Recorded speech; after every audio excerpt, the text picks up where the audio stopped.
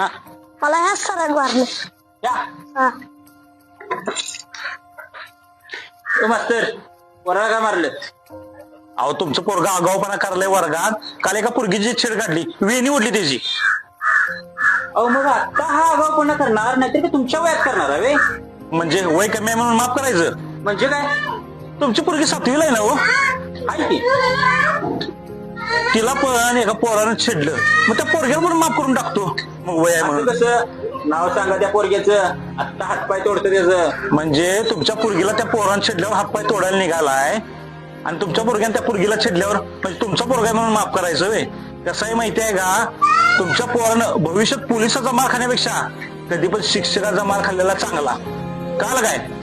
होय सर, बरोबर आहे तुमचं. मी आतापासून याच्यावर चांगले संस्कार करायला सुरुवात करतो. संस्कार करायलाच पाहिजेत, पण आता 100 वेळा वैत लिहायचं माझं चुकलं म्हणून आणि अंगठा लावा त्याला माझ्यासमोर. खरे सरांची माफी माग. बरोबर आहे सर तुमचं.